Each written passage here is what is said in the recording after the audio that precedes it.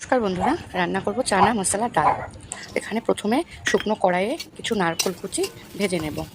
তারপর কড়াতে তেল গরম করে তেজপাতা, শুকনো লঙ্কা, জিরে ফোড়ন দিয়ে আলু টুকরো করে কেটে নিয়েছি, সেগুলো ভেজে নেব, একটু লাল করে ভেজে নেব। এরপরে দিয়ে দেব গুঁড়ো মশলা, হলুদ, জিরে, ধনে, লঙ্কা গুঁড়ো, দিলাম লবণ, আদা বাটা দিয়ে একটু জল দিয়ে সমস্ত মশলা কষিয়ে নেব। মশলা কষানো হয়ে গেছে, এরপর দিয়ে দেব সেদ্ধ করা চানা ডালগুলো ভালো করে মশলার সাথে মিশিয়ে দেব। এরপর দিয়ে দেব অল্প জল। ডালটা এখানে বেশি পাতলা করব না, একটু গাঢ়ভাবেই থাকবে। ডালটা ফুটে উঠেছে, এরপর দিয়ে দিলাম নারকেল কুচি দিয়ে আবারও কিছুক্ষণ ফুটতে দেব। এরপরে দিয়ে দিলাম চিনি, ঘি, গরম মশলা দিয়ে নামিয়ে নেব। রেডি হয়ে গেল চানা মশলা ডাল। গরম গরম রুটি, লুচি, পরোটার সাথে জাস্ট জমে যাবে। বাড়িতে একবার ট্রাই করে দেখুন, ভালো লাগবে।